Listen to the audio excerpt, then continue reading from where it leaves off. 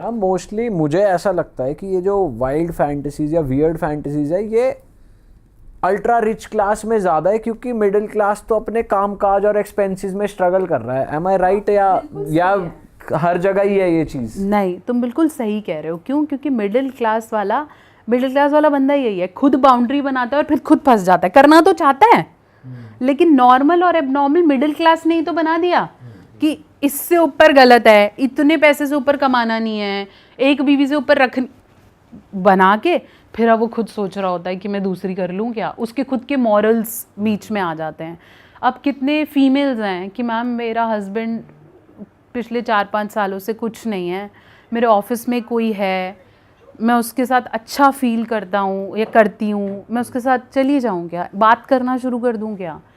अब इसमें सही और गलत क्या है? अगर आपके पार्टनर के साथ आपका इमोशनल बॉन्ड नहीं है और आपको किसी और से लगता है, वो भी मैरिड है, आप भी मैरिड हो, आप दोनों को पता है कि हम फैमिलीज नहीं तोड़ेंगे, बच्चे हैं, साथ में हो, और फिर आप काउंसलर से पूछो कि क्या करें, तो क्या आंसर है? तो आप क्या बोलते हो? मैं ये बोलती हूँ कि अगर आप बहुत ज़्यादा हो इसके अंदर तो अपने हस्बैंड को बता के कर ले। सीधा मत बता कि मेरे पास कोई है और मैं जा रही हूँ, बट तू उसे हिंट देना शुरू कर कि मेरे को तुम्हारे साथ फीलिंग नहीं आती और मेरे को बाहर कोई पसंद आने लग रहा है। आई एम वार्निंग यू कि मैं चली जाऊंगी, तू मेरे को पकड़ ले। अगर वो कहता है मेरे को बिल्कुल परवाह नहीं है, तू जा, फिर उसने बोल तो दिया, वर्बली डिक्लेयर कर दिया। बट मैम ये फिर आप एक तरीके से इनडायरेक्टली चीट करने के लिए नहीं बोल रहे? फिर मैं एक बात बताओ, इस ऐसी सिचुएशन में क्या करें जहां 4-5-6 साल से भौंक के उस आदमी पर फर्क नहीं पड़ रहा है? बट अगर फैमिली है पूरा, हाँ तो निभा रहे हैं ना, किसी को छोड़ के तो नहीं जा रहे, निभा रहे हैं। हम ऐसा तो नहीं बोल रहे कि हम फली के साथ सो भाग रहे हैं, हम फैमिली में हैं। बट अगर मेरी नीड मैरिज की यही है और तेरे को कुछ भी समझ में नहीं आ रहा है, हम मैरिज काउंसलिंग कराने को रेडी हैं, वो कहता है मेरे को कुछ भी नहीं करना, तू देख ले। जब बिल्कुल ही एक एंड से गिव अप हो गया, मैं अपने आप को बदलूंगा भी नहीं, मैं ये करूंगा भी नहीं, तेरे को जो करना है कर ले। तो बहिष्कृत शादी से तो बेटर ही है ना कि आप सोसाइटी के लिए हो लेकिन आप इमोशनली कहीं कनेक्टेड हो। मैम वैसे कपल में जैसे दोनों पार्टनर्स करना चाहते हैं और मेल्स में हमको ये सुनने को मिलता है इरेक्टाइल डिस्फंक्शन एक मेजर प्रॉब्लम रहती है, इसकी शायद नहीं कर हो पा रहा। फीमेल्स में ऐसी क्या प्रॉब्लम फेस कर रही है फीमेल्स आजकल जो वो इंटीमेट नहीं हो पा रही हैं? अगर मैं आपको ये बोलूँ कि फीमेल्स में भी इरेक्टाइल डिस्फंक्शन होता है तो? Erectile dysfunction? हाँ, फीमेल्स में भी इरेक्टाइल डिस्फंक्शन होता है। फीमेल्स की योनि कहीं ना कहीं इरेक्टेड नहीं होती। So there is a difference between sleepy योनि एंड इरेक्टेड योनि। ठीक है, जब वो स्लीपी होगी तो वो आपको बहुत छोटी सी दिखेगी। When it gets erected blood flow वहाँ बढ़ जाता है, वहाँ पर्पलिश सा शेड आने लगेगा, lips get open, clitoris get open और वहाँ ल्यूब्रिकेशन होना शुरू हो जाएगा। अगर वो ल्यूब्रिकेशन नहीं है और इरेक्शन नहीं है तो फीमेल को भी इरेक्टाइल डिस्फंक्शन होता है, जिसकी वजह से वो सेक्स नहीं करना चाहती या फिर उन्हें पेनफुल होता है।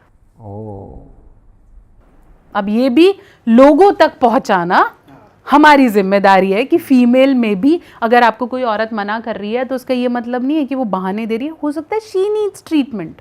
पर फीमेल्स में क्यों हो जाता है ऐसा? इसलिए हो जाता है क्योंकि वो मेडिकली बंद हैं या रिस्पॉन्सिबिलिटीज़ हैं या फिर उन्हें प्लेजर कभी भी या सेक्स कभी भी प्लेजर के एंगल से उन्होंने देखा ही नहीं है ना, गिविंग के एंगल से देखा कि ये बोलेगा तो कर लेंगे। तो फीमेल्स में भी इरेक्टाइल डिस्फंक्शन जैसा है जो कि medical reasons, personal reason, hormonal reasons, lifestyle issues, अच्छा, जो सबसे बड़े रीजंस हैं। आईवीएफ क्यों हो रहे हैं आजकल? हम कहते हैं ना आईवीएफ पे बहुत बढ़ते जा रहे हैं।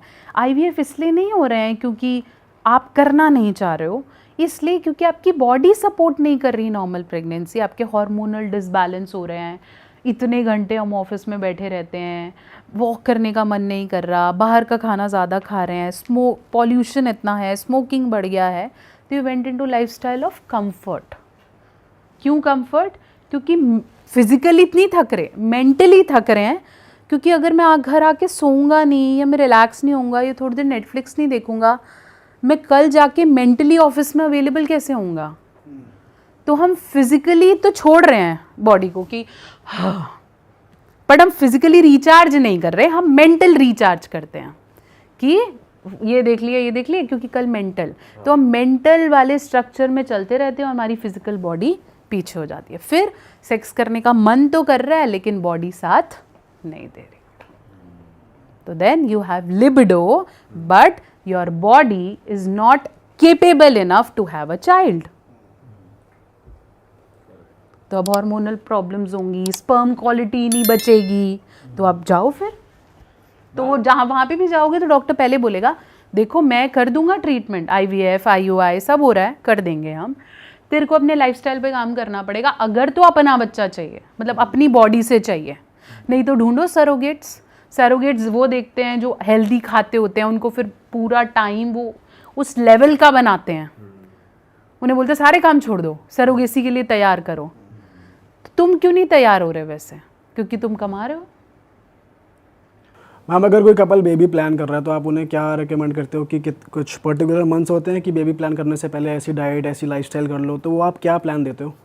अगर कोई, मैं तो शादी से पहले भी डाइट प्लान देती हूँ। अगर आपको लगता है मेरी शादी नवंबर में है और मैं अभी से ट्राई करना चाहूँ तो we have a plan. Females भी ले सकती है, मेल भी ले सकते हैं। बेबी प्लान करने से 6 महीने पहले स्मोकिंग, अल्कोहल ये सब छोड़ना पड़ेगा फॉर 6 मंथ्स, दैट्स इट। इससे आपकी स्पर्म क्वालिटी बेटर होती है। मेल्स को जिंक रिच, फोलेट रिच खाना खाना शुरू करना पड़ेगा, जिससे उनके जो प्रजनन शक्ति है, जिसे हम बोलते हैं द रिप्रोडक्टिव पावर, वो बढ़ना शुरू हो जाए।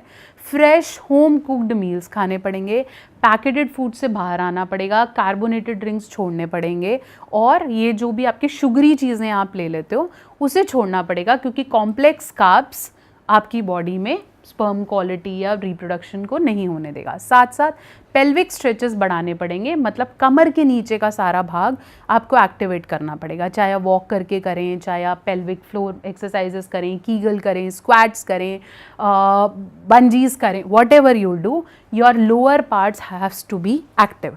फीमेल में भी पेल्विक अगर स्ट्रॉन्ग नहीं है तो आप पोजिशंस नहीं ले सकते हो। पोजिशन के लिए आपके दोनों जांघें के साथ वाले एरियाज एक्टिव होने होंगे, नहीं तो नहीं हो रहा है और हो नहीं पाएगा। तो अगर तो आप चाहते हो कि मैं ज़्यादा देर बना रहा हूँ तो गोली ओके, 10% इज गोली, 20% इज गोली, बाकी तुम्हारी सांस ही फूल लेगी तो गोली क्या करेगी? कोई पर्टिकुलर पोजीशन भी आप रेकमेंड करते हो कि इससे कंसीव होगा ही होगा? देखो, जो स्टैंडर्ड मिशनरी पोजीशन है उससे कंसीव होता ही होता है और होता आ रहा है। हर कपल को वो एक पोजीशन तो पता ही है जो उसको दिखती है, वो मिशनरी पोजीशन है, उससे कंसीव हो ही जाता है। वैसे भी दूसरी पोजीशन से भी कंसीव हो जाता है जहाँ मेल ऑन द टॉप है। अगर कोई ऐसी पोजीशन है जिसमें फीमेल ऑन द टॉप है या फिर वो दोनों ही खड़े हुए हैं, जैसे स्टैंडिंग पोजीशन, डॉगी पोजीशन, इन सब पोजीशंस में प्रेगनेंसी अचीव होने के चांसेस कम होते हैं, क्योंकि डिलीवर करते ही वो नीचे की तरफ गिरेगा या फिर फीमेल ऑन द टॉप होगी तो वो नहीं जा पाएगा। ऐसा नहीं है कि होता ही नहीं है, बट कंसीविंग के चांसेस कम हो जाते हैं। मैम, जो ये आयुर्वेदिक प्रोडक्ट्स होते हैं जैसे कीड़ा जड़ी हो गया या कोंच के बीज, सफ़ेद मूसली, ये सब मतलब बॉयज़ में हम लोग आपस में बात करते हैं कि अब एज आ गई है, शुरू कर देना चाहिए, या फिर कोई रिसेंटली मैरिड है, तो एक्चुअली ये हेल्प करते हैं? आप बिलीव करते हो आयुर्वेदिक प्रोडक्ट्स में? बिल्कुल बिल्कुल, अभी नए नए भी शुरू, सी बकथॉर्न स्टार्ट हो गया है। अरे वाह, आपने ये वीडियो यहाँ तक देख ली भाई, तुमने हमारी मेहनत सफल कर दिया। तुम ही लोग हो असली रियल हिट। और अगर आपको बहुत मज़ा आ रहा है ऐसी क्लिप्स में, ऐसी वीडियोस में, तो फटाफट जाइए प्लेलिस्ट पे, बिंज वॉच कीजिए और सारी वीडियोस देख डालो और मौज काटो। That is it. हम मिलेंगे नए पॉडकास्ट में, नए क्लिप में। Till then bye bye, see you, take care, do subscribe.